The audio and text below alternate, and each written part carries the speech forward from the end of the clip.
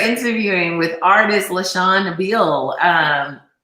So tell us a little bit about yourself. Let's you're smiling. You're smiling.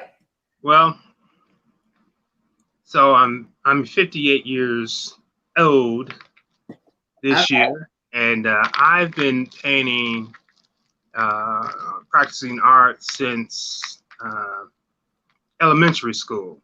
I got okay. And my teachers took notice and pulled me to the side, put me into a room, and had me doing still lives and oil paintings. So I was exposed at an early age, and the fascinating thing for me when it came to art, other than creating it, was the ability to market it, to be able to sell it. Mm-hmm. And that piqued my interest in junior high school.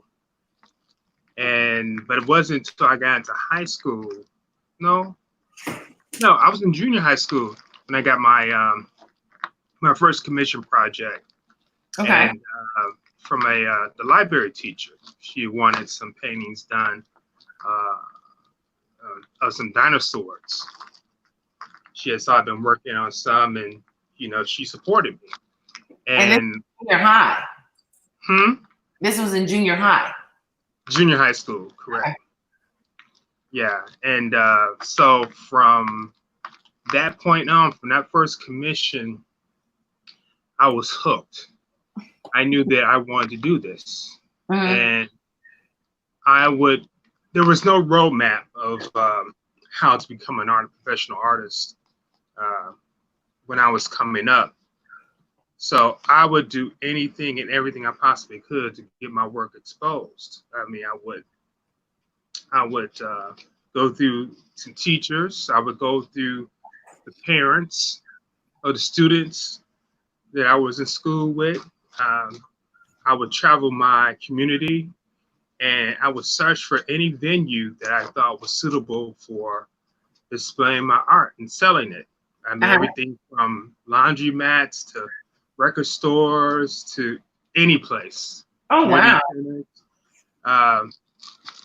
And one thing that I recall from that time also is that looking around and seeing how art was being projected to the community, furniture stores would have these large canvases, 30 by 40 or 36 by 48, that they would sell to the public. And these canvases, they had multiples of them, like it seemed like hundreds. At that time, I didn't know or understand reproduction. So I can't necessarily say they were all originals, and they probably were at that particular time because the kind of printing that we have now didn't exist then. So I wanted to figure out how could I get involved with all that. How can I get to that level where I have my work in that same kind of vein? How can I get into the furniture stores and or be able to just get my work in a broader audience? And this is all like in your early formative years. I'm still in junior high school at this time. So when I get to high school, I'm still pursuing, I'm still honing in my craft, is learning my skills. And my high school teacher, remember all through schools from elementary all the way up to high school, I got a lot of special attention from my instructors. So in high school, my high school teacher became probably the biggest influence for me. And to this very day, we stay in contact with one another. And this is over 25+ years after I got out of high school. So he turned me on to a lot of different things. He opened my eyes to more the graphic side of the business, because that's what he was involved in. They did illustrations and did components for various. They had their own little electronic company. So he would do designs and stuff for the things that they were making. And back then, they were working on the electronic key. for automobiles. And this is way before they ever came out. They were actually doing the prototypes for that. Oh, so, really? You know, he exposed me to all that. Then he would take me around to the universities, and this is by the time I was, you know, junior high or in high school, I believe. And he also was instrumental. He turned me on to a local printer and got me a job as an illustrator for them. And so I did that for several years. And then once I graduated, hanging out like I was with, you know, my friends and everything, so I ended up being asked by a friend to, you know, invited by a friend to join the military. So I signed up for the Marines. And the night that they were doing a party for me for my my going my art teacher came to the party because he was still a great friend of the family, and told me that I had a scholarship to go to college. I didn't even know anything about this at all, so I was like shocked, you know. But I had already enlisted into the military, and when I had gone to the colleges to view to check them out and everything, I wasn't really impressed with the curriculums as far as what they were being taught. So I pretty much did all that stuff. You know, I really studied art when I was in school. So I ended up going to the military, did that for 10 years, got out. And while I was still in the military, however, I continued to practice my craft. I would do portraits for 10 years?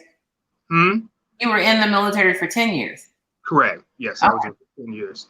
And I would do artwork. I would do portraits of my fellow Marines, their families, and stuff. And I would get commissions for various other things outside of the military community, because I was fortunate enough to have a lot of duty stations that were kind of like independent. So I wasn't in a super structured situation. I had some flexibility as far as being able to get out and about around the community. And my last duty station, which was in Maryland, I was hanging out a lot in the city of the various cities in Maryland as well as in DC, and did them with a lot of businesses, salons and so forth, would have the work on display, or you know, with some of the frame shops. I learned custom framing while I was there, dealing with those frame shops. And you know, I developed a relationship with fellow artist Poncho Brown at this time.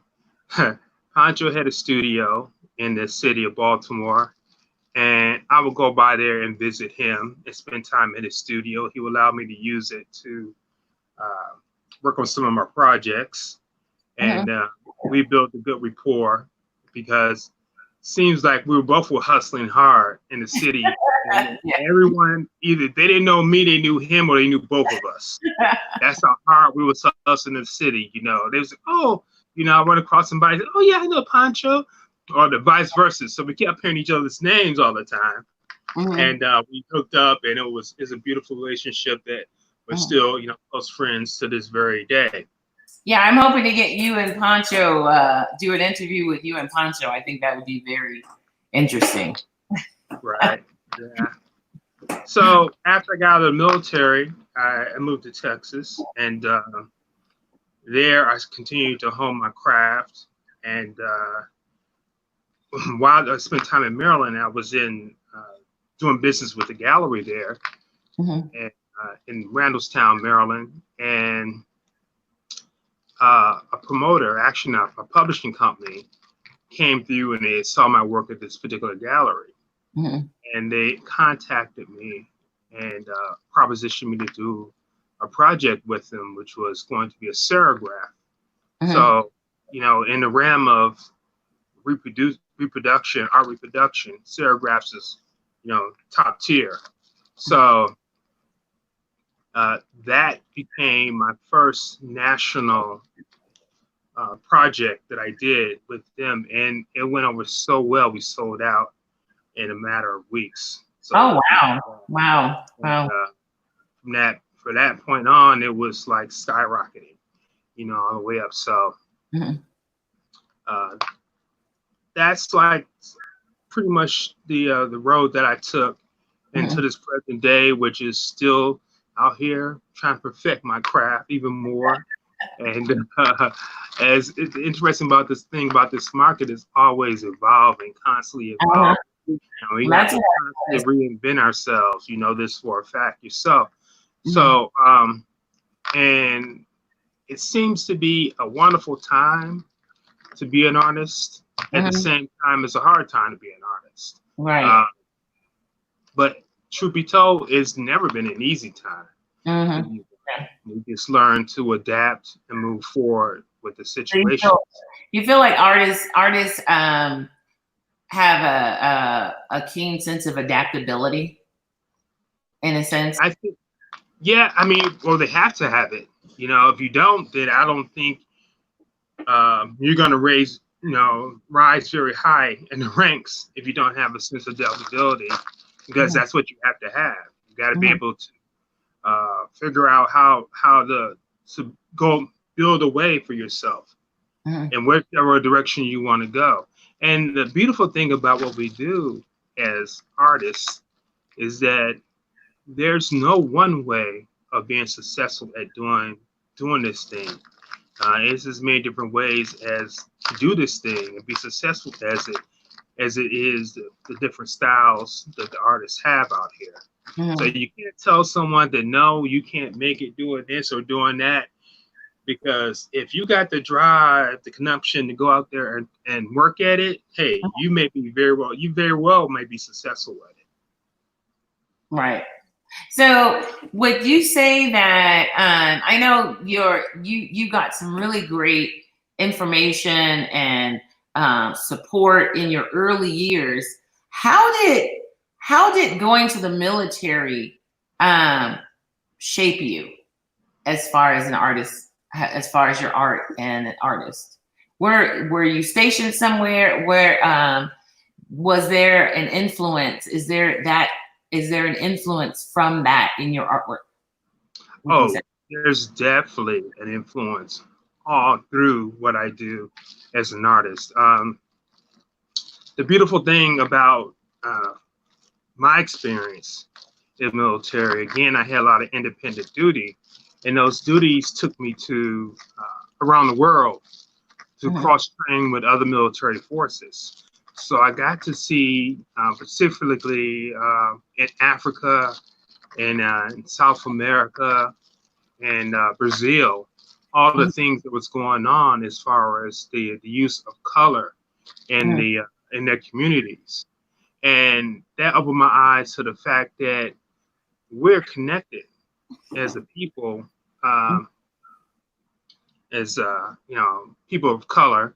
We're Mhm. connected on a very very deep level, and it made me understand the difference of uh, how we perceive the use of color as opposed to how the Europeans perceive the use of color. That was one of the most important lessons right there. Mhm. And so I started learning more about the psychology of art in that time in the military. And again, like I said, I was doing work the whole time I was there, whether I Mhm. was in a combat zone in Beirut, or if I was stateside in some place like Maryland. Mhm. And I did a lot of murals when I was in Beirut, Oh, and this is the same time, right time when there was so much chaos going mhm. on over there. Um, I was the unit that was there before the unit that was killed, where there was an explosion that killed 200 some odd Marines. Oh, wow. That unit had replaced us.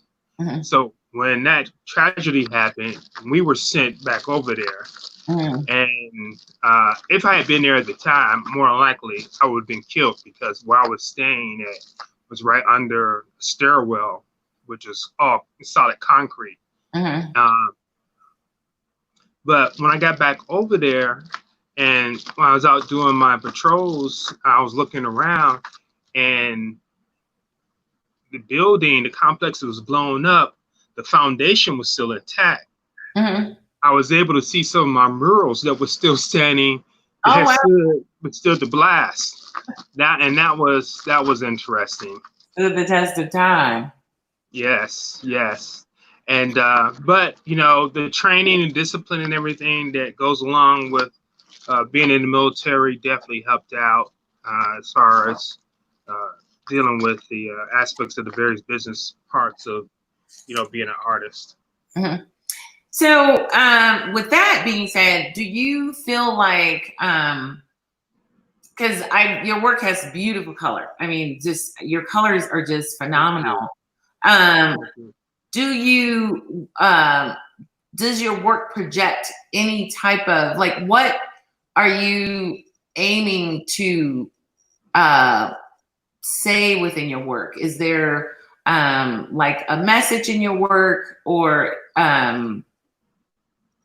not like a political view, but just what does your, what are you speaking through your work in a sense, or does your work have like a message or a hidden message within it that you're Well, trying it to really depends. It depends on what I'm working on.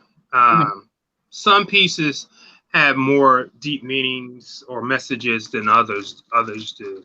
Mhm. Uh, I teeter on the line of uh, fine art and commercial art to a degree, because some part of it is about fine art, which uses pieces that have like deep meaning and messages to them, where the commercial side of it is producing artwork that appeals to The math. the masses. Mhm. It's commercial. Mhm. So on my commercial work, that's just some really general stuff, that concepts like the piece behind me, which is it's a musical piece. Mhm. And but so that's more on my commercial end.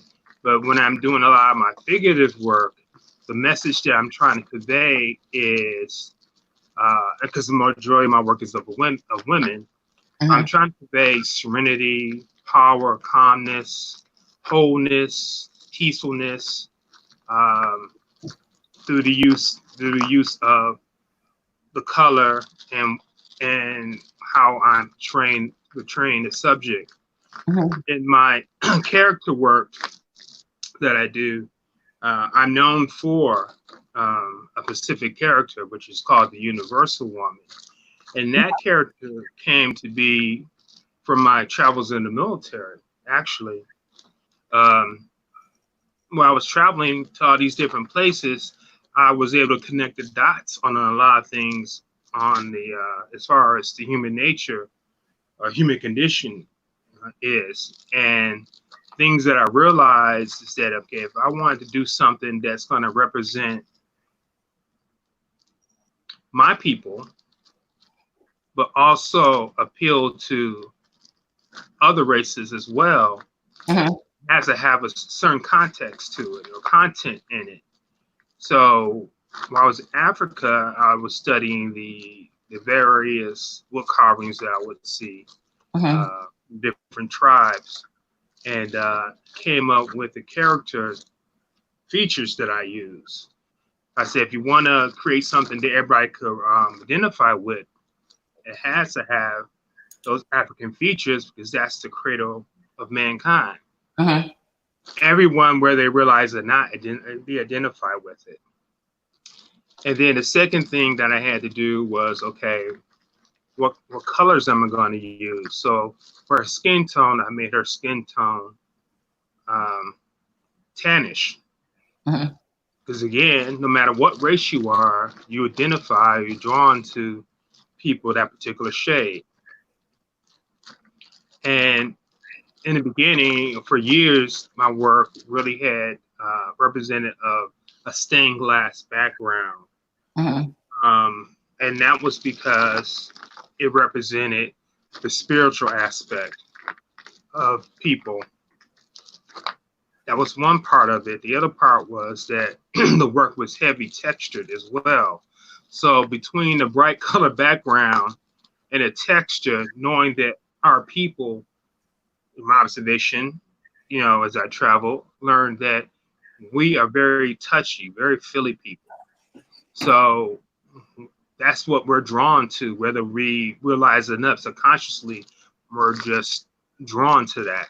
Mm-hmm. So that's some of the influences that I want to project in my artwork, or that I do project in my artwork. Mm-hmm. So how have you been handling, like sometimes a lot of artists, their work is, it's political or dealing with social issues, and there's been some really interesting things popping up in the world today. Like your work, I find it's very colorful, and you're right. There's a lot of females in your work. So do you deal with some of the social issues that are going on in the world with your work? Or do you find that you try to input some of that in your work in some way? That's a good question. No, I don't deal with social issues in my artwork, and because that's not something that appeals to me. Mm-hmm. It's not that I'm not socially conscious. Mm-hmm. It's just that I don't feel the need or the appeal to project that in my artwork. Mm-hmm. It's so funny you were bringing it up, because my high school art teacher, which I said we still communicate with each other, he has been trying to get me to expand what I've been doing as far as my portfolio and do some socially conscious artwork. Mm-hmm. But I very rarely will touch that subject. I mean, I've done a few pieces on that vein, but not enough to really say I have a body of work that deals with social conscious. Mm-hmm. So you feel like you've done a little bit, but not necessarily getting in depth like a lot of other artists that really, really go into, especially with the whole COVID-19. One of the things I've been seeing, especially on Instagram, a lot of images with the face mask, children images with the face mask. A lot of artists have really gotten into doing more, a lot with the COVID-19 thing. So not so much into those kind of, how has that affected your artwork or the way you go about seeing the world as far as an artist? How has that affected what you do right now? Or do you feel like it's affected any of what you do right now? Well, the way it affects my work is, remember I told you that I do a lot of commercial artwork. So how it affected me is in things like this. Right. Yeah, I know. I have seen those. Yeah, those are nice. Those are nice. Thank you.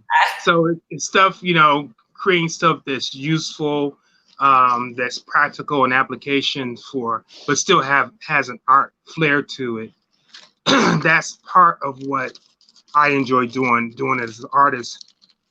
I do, I do a whole line of furniture items, everything from tables to lamps, vases, a lot of functional work. So that's just part of the fun of it. One of the challenges for me as an artist that it keeps me up and excited about what I do. And people kid on occasion about how if something stands still long enough, I'll paint on it. Pretty much true.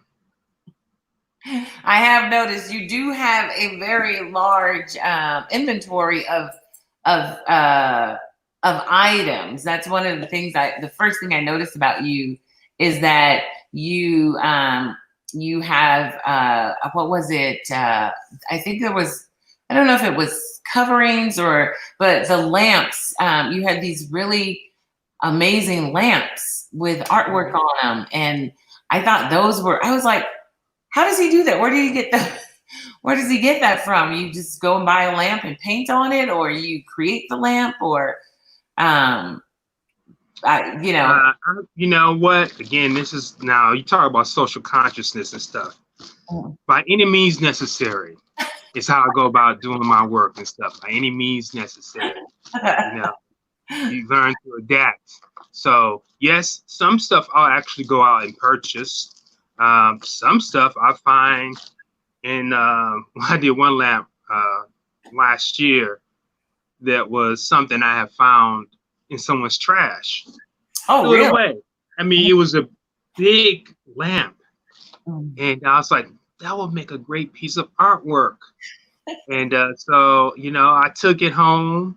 I was out walking my dog. My dog took it home. We picked it up, both of us, and we dragged it home.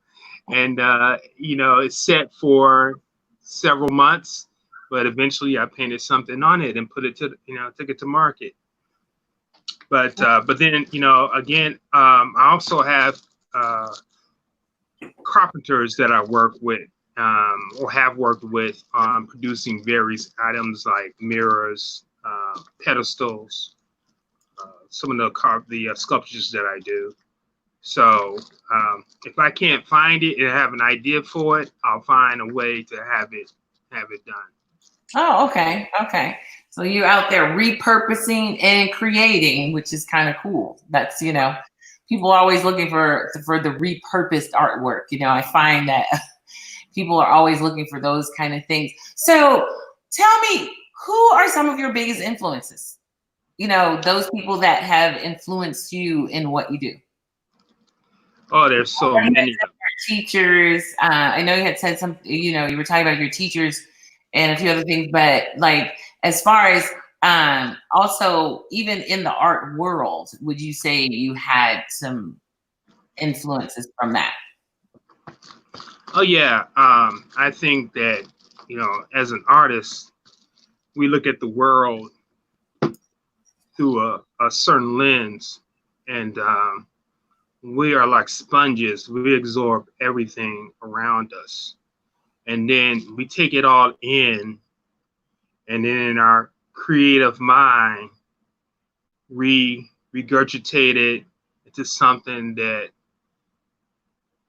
speaks to our voice as artists. So if I was just to say, you know, who influenced me, I have to say, really, if I'm going to keep it real and just keep it simplistic, anyone I come in contact with can be an influence to me, because I can take something away from that experience and be able to utilize it in something that I'm going to do. But on the same time, if you want to say some of the artists that have influenced me, there's an artist in Maryland named Joseph Holston, older cat that was one of the early influences of my work.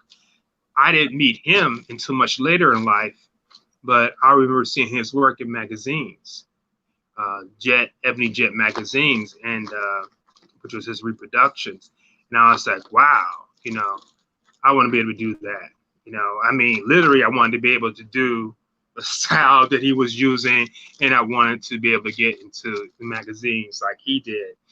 And then I have a whole host of contemporaries that really influenced me. Paul Goodnight, Larry Poncho Brown, Charles Bibbs, Wack. You know, even though my work doesn't look anything like his work, there are still influences to me. So there's a whole host, or Lyra Campbell, that I look to, and it's not always about their work, although I really appreciate their work. It can be their business and work ethics that appeal to me as well.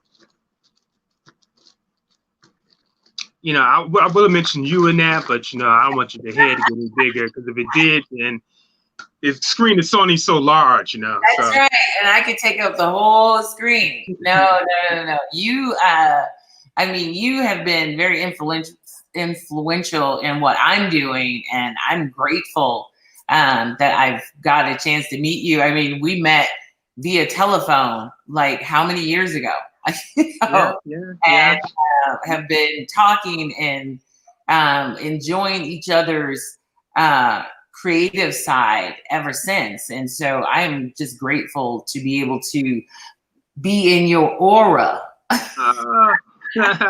Thank you. You bring up something that's really important. I want to share, and particularly for some of my fellow artists out there. The artist community is very, very large, but at the same time, it's very, very small. And I want to just encourage artists to connect with other artists and let them become mentors to you, or just keeping in touch with people. That just let them know that, hey, I'm here. I'm an artist. I'm out here doing my thing, and I don't feel intimidated by what you do.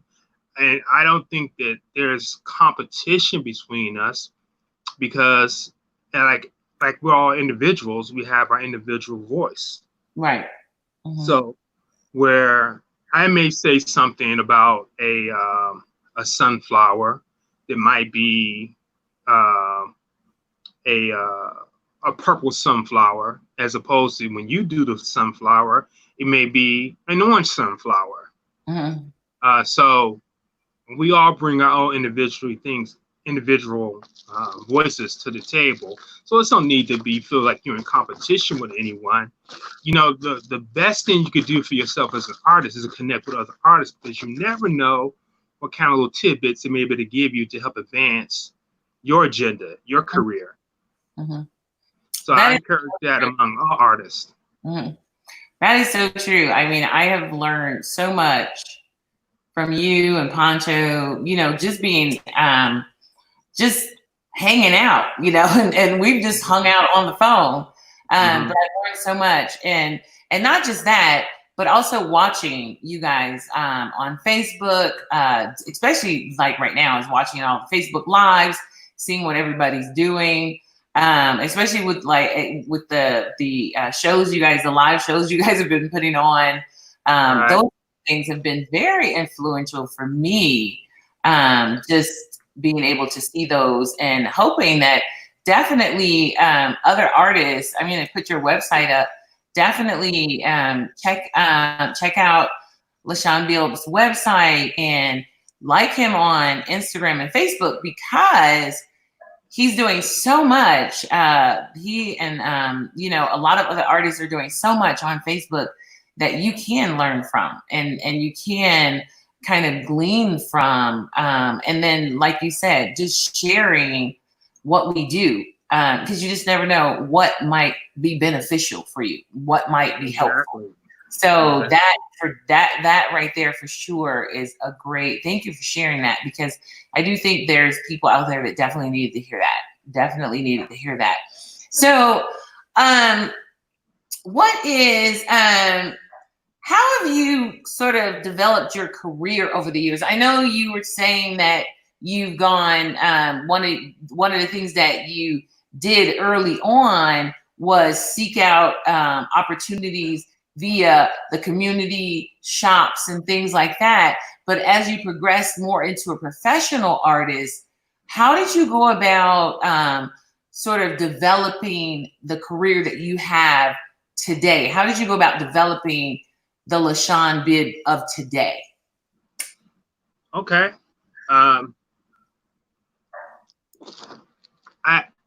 No, that is something that's constantly evolving.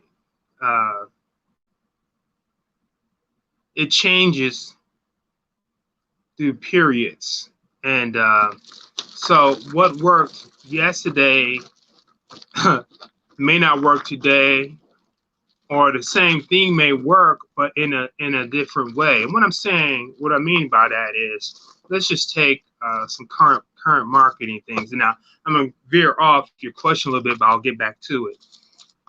You mentioned about the Facebook Live and marketing, how Poncho and several other artists are marketing their work through Facebook Live. All right, that's our new community, Facebook Live. circumstances have presented themselves to us that we no longer at this particular stage can go do any festivals, art shows because of social distancing. And because there's a virus out there and we're not going to be traveling, but there's virus out there, some of us just can't afford to. I would say none of us can afford to, because we can't afford to lose any more artists than we've already lost. Right. We need those creative voices. This fine art shall be in a distant future. Yeah. But that said, that venue is a perfect vehicle for artists to start trying to develop and being able to sell their artwork, continue to sell their artwork to the public in another way, a different kind of way. And if you have, if any artists out there interested in trying to do that, I highly recommend they check out either my Facebook page or visit Poncho's Facebook page. And Poncho also does webinars, seminars on how to develop that particular kind of marketing strategy. And it's a great thing. He works it really well. As a matter of fact, he's the one that turned me on to it, got me involved with it. So that said, as far as over the years, what I've done is so many different things that is unreal. We could be here all night and I could be telling you how the different ways I went approached trying to develop what I do. And but in a more simplistic statement, I'll say that it's a matter of keeping your eyes open, ears open, and looking for opportunities. You got to be out there in the game. If you want to succeed at it, you got to get exposure. So you got to figure out, how can I get exposure any way that I can, get my work to the public, get my work in front of the public. Because if your goal is to sell artwork, and let me clarify something, that's what works for me. So I'm telling you my perspective. There's a lot of artists don't go this route and they're very successful at what they're doing. But for me, this is my approach to it, is to get out there, expose myself to as much as I possibly can, and as many people as I possibly can, without burning myself out. I got to be very mindful of the things that I pursue, because you can find yourself on a merry-go-round or being like a hamster, and just in a rat race, try to do so much and not accomplishing anything at all. So you gotta be very strategic in how you're applying yourself. I hope that answers that question for you. No, it does. So do you feel like, because that, like, one of the things, the things that I see between you and as well as Poncho is, do you feel that having that commercial background, because I know a lot of like what would be considered fine art artists, having that commercial background, it seems like you have more of a charge forward, get it done. I'm going to get my work out there. I'm going to, not waiting for it to come to me. I'm going to it. Do you think that has something to do with the fact that you do have that that you also have that commercial background as well? Do you feel like that also is a part of why you have so much drive? Because I noticed the same thing that in Poncho and some other artists that are also commercial artists, that drive is it just seems like it's a little different. It is, and yes, that plays a really important part of it. And reason being is that unlike I'll tell you someone that they're already married. I told you about Joseph Holston. Holston considered a fine artist, very, very fine artist, and I look at his career, his route that he's gone, and he mainly shows his work at universities and museums. He's very laid back.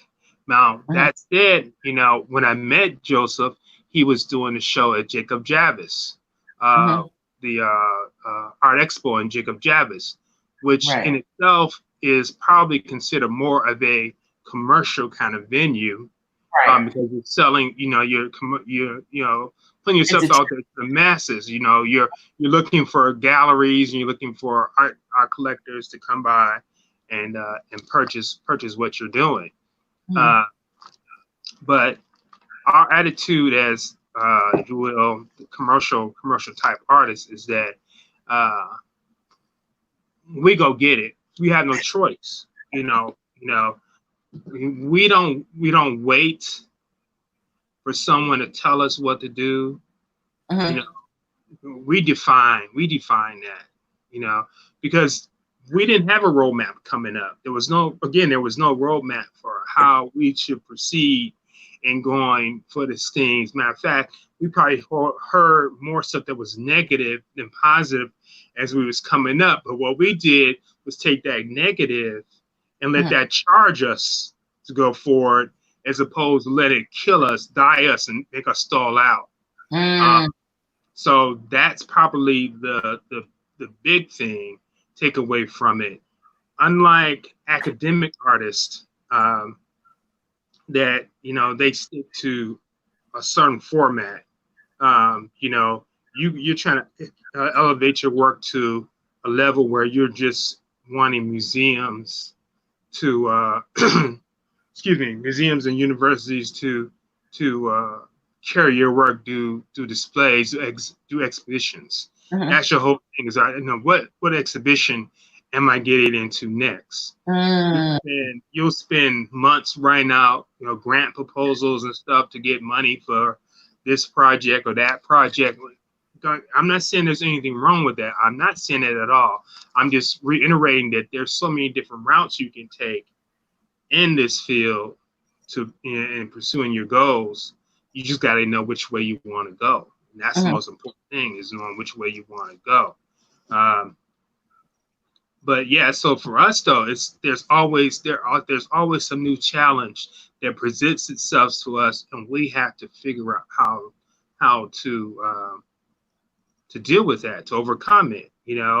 Whether it's we had a golden age of art where we had literally all we had to do was open up our doors and sell our artwork. Mhm. Um, we had that period in time. It eventually dried up. We Mhm. went to the period of George Bush and how that affected our market. It tanked it. Most of the galleries all closed.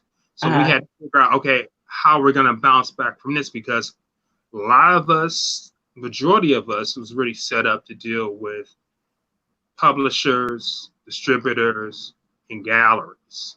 There mhm. was a certain way you're supposed to have gone about doing this thing, and that hurt a lot of us in the long run, because we didn't depend on our individual um, sales and dealing with our individual customers. Mhm. And we had to bounce back from that, figure out ways to get beyond the point, and not having those particular venues to sell our artwork, and we did. And Mhm. then we bounced back, that get things going again. Next thing you know, we have COVID-19.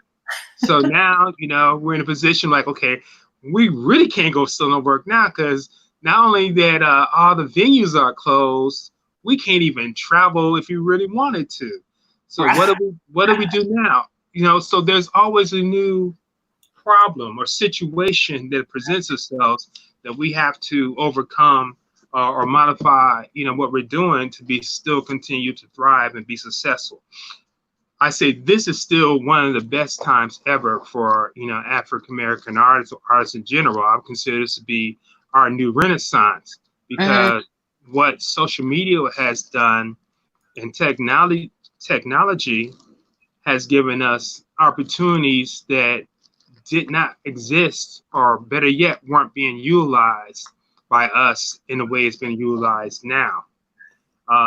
Which is it's a beautiful thing. So for those that have realized that and taken advantage of it, they're Mhm. still prosperous times. They're doing well, seemingly well. So that's some of the things. That's why there's the big difference between you want to see your fine artists and your almost commercial artists, because we look at a situation and say, hey, we got to figure it out. We don't wait for the establishment to do, to tell us what to do. Right. Or better yet, control us, control our outcomes. And I guess that kind of leads me into my next question, as far as how has being an African American Black person influence or affect your artwork?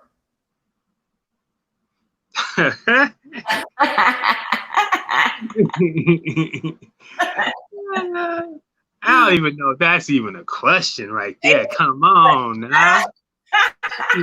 I'm blackity black, blackity black, black.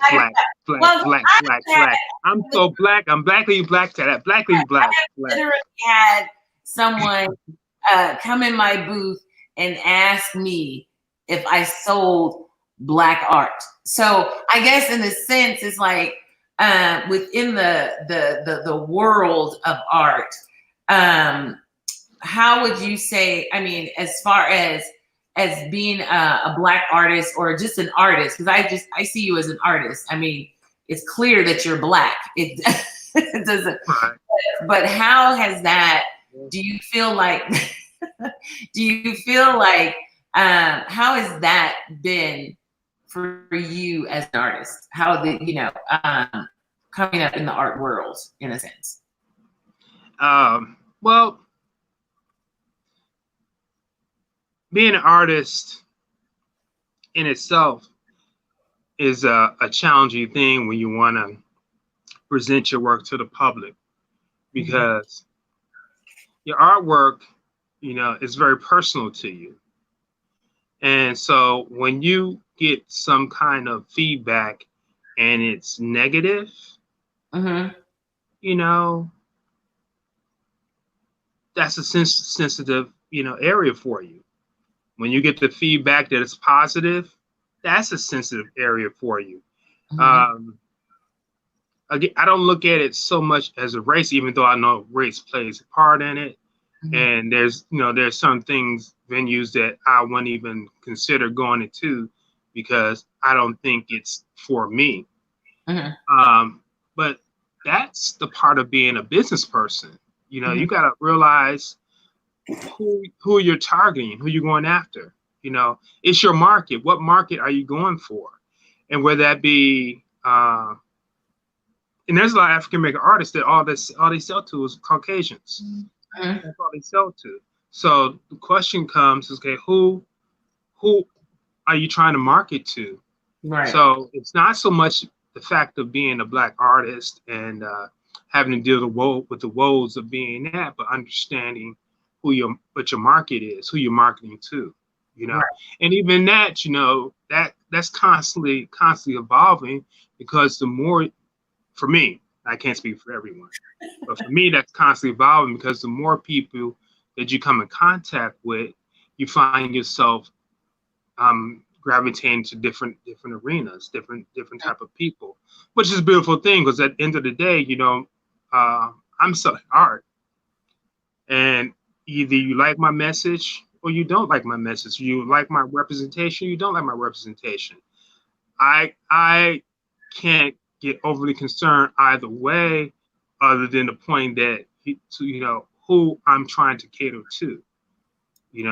Those are the people that I listen to. That's what I'm looking at, and I think that's what artists have to bear in mind. It's business. It's business. It's just business. So as a business, you got to figure out who you're trying to sell to. Right. If that is your goal. Your goal is to sell art. Your goal may be different. My goal is to sell art. So I'm looking at it from that perspective. Right. So we'll follow. This will be our last question, and then we're gonna see if people want to ask some questions. Somebody did ask a question in here, so I'll bring that question up. How do you distinguish yourself as far as from other artists like LaShun Beal?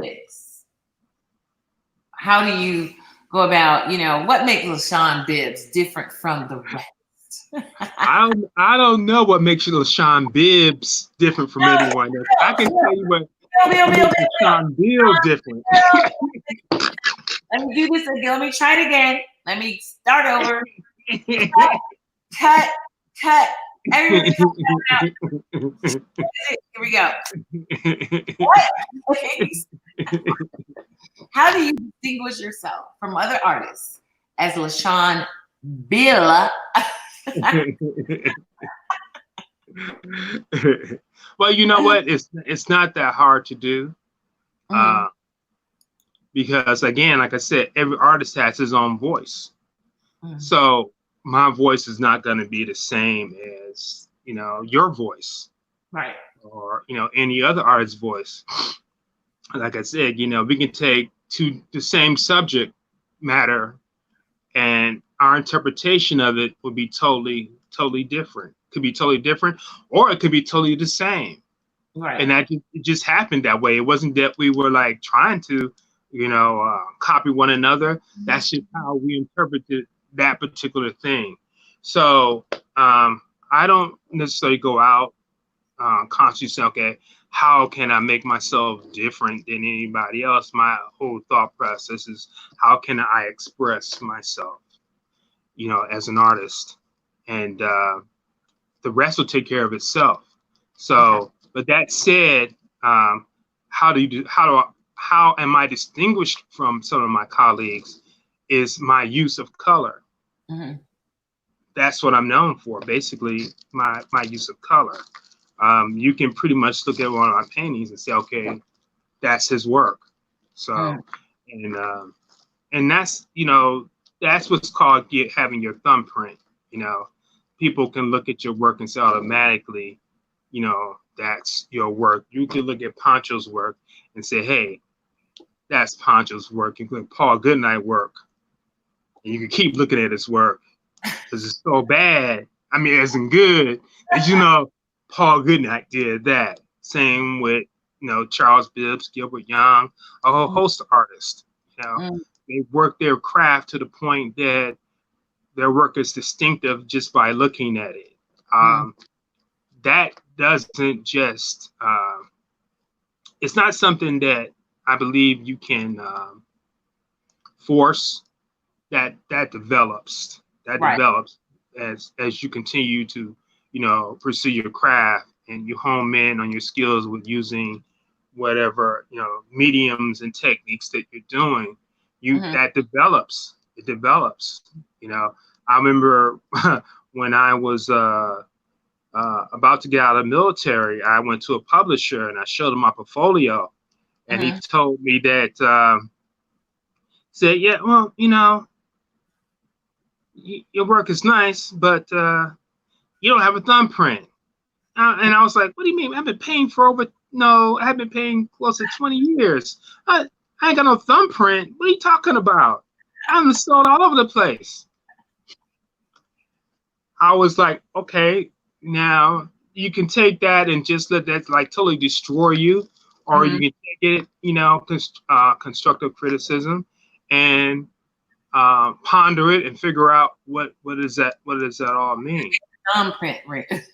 And he did have a point. I could do techniques, I can do different styles, I could emulate, different artists and things of that nature, but I wasn't representing my own voice.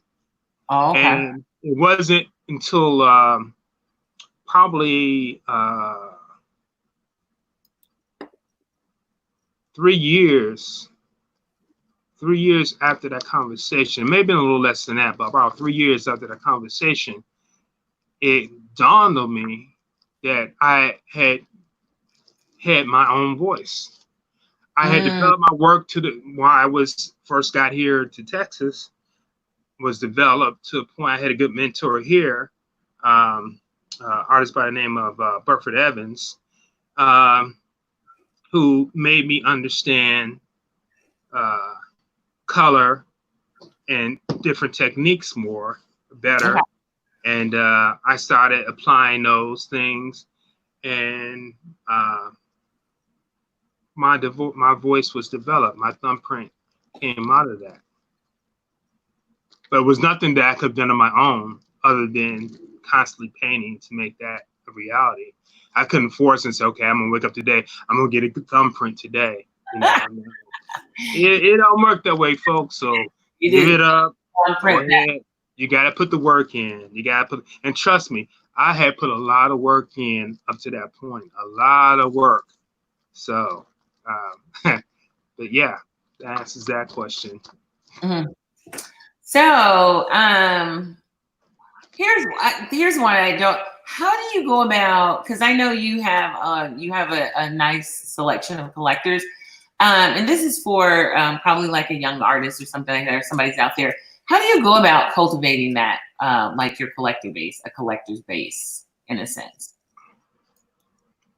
How do I go about what? Cultivating that, like your collector how base, do you go collector's about base? Yeah.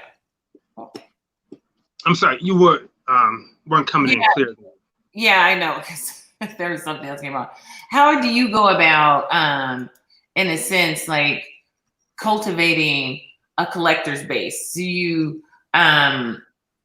purposely go out in search of, or is it mostly gathering when you do shows or things like that, from exhibits? Is that how you, and then also, how do you keep that collector's base, via email, constant communication? How do you go about doing that?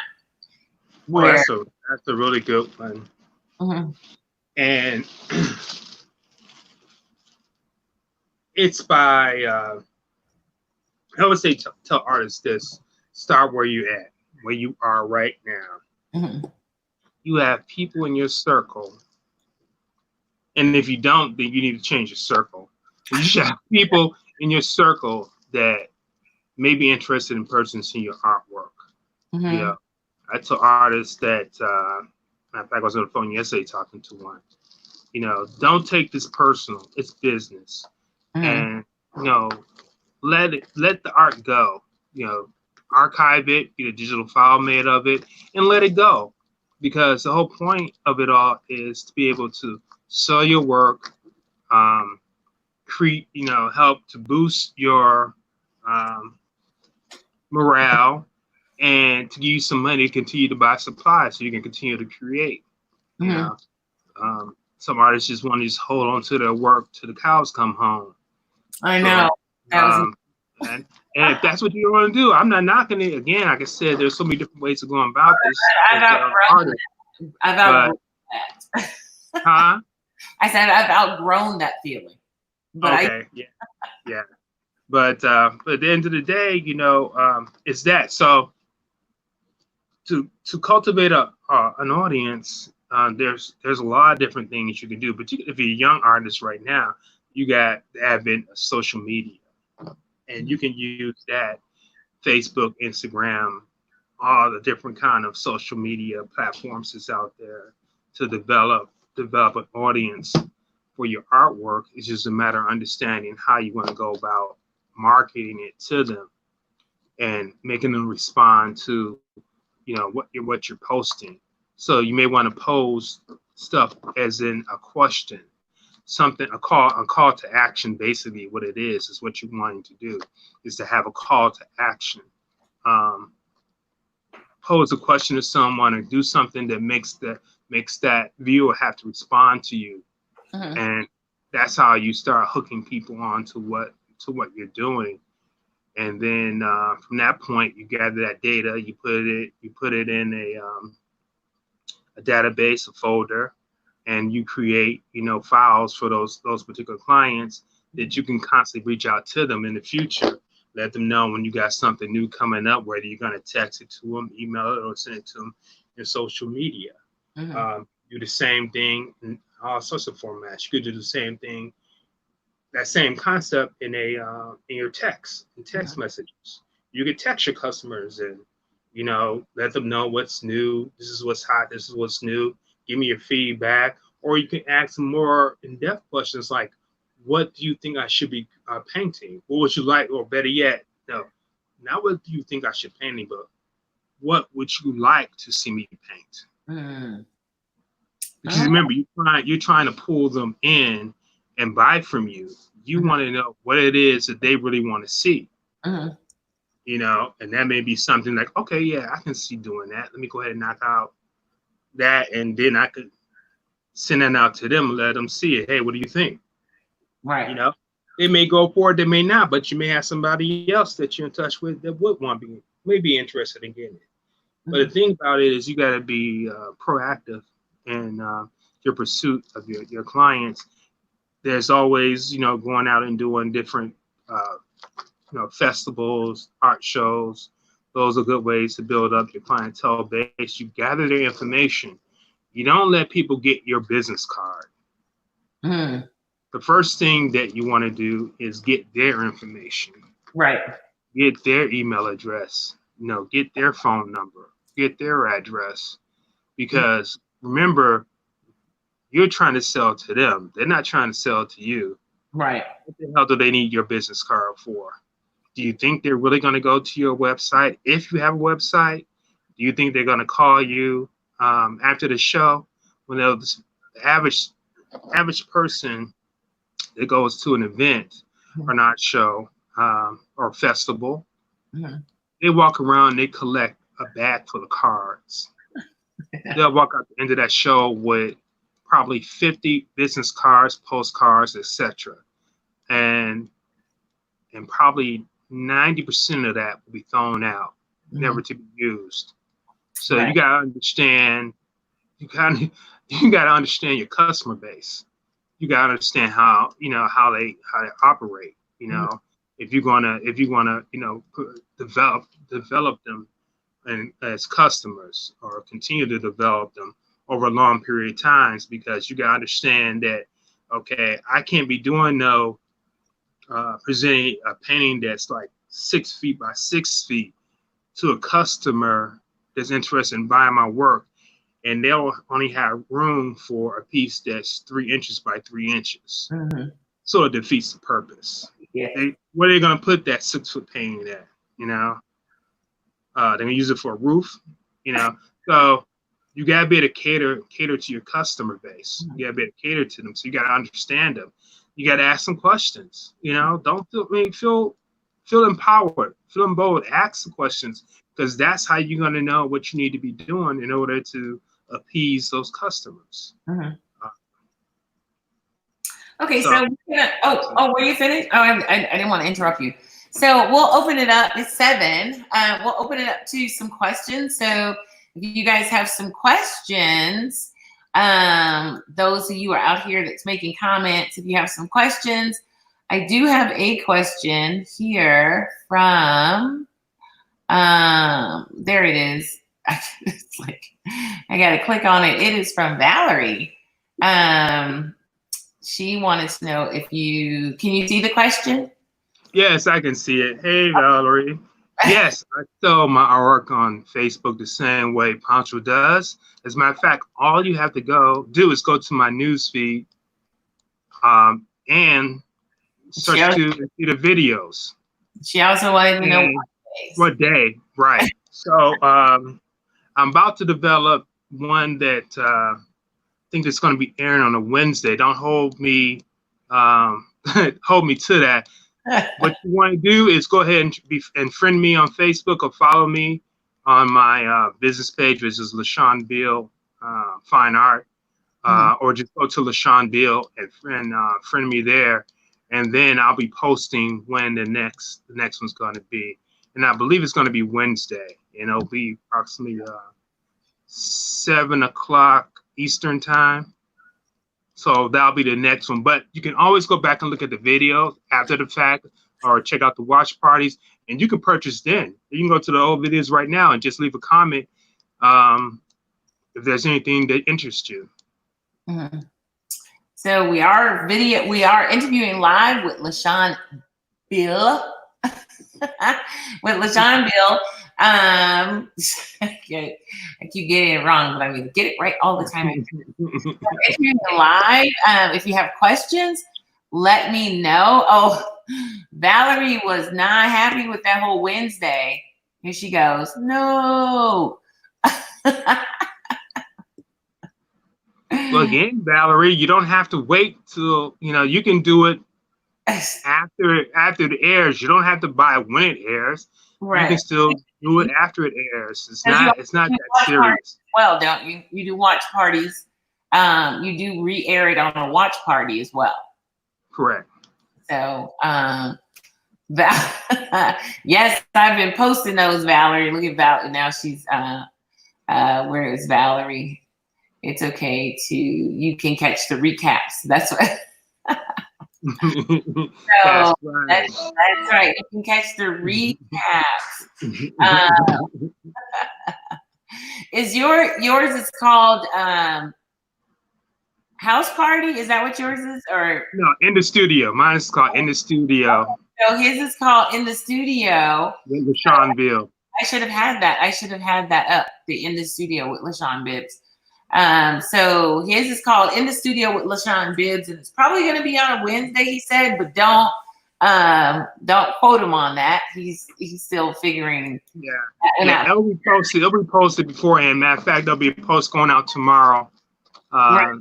Advertising. You definitely want to follow him. Follow him on Facebook. Follow him on Instagram. LaShun will be coming to Fort Collins.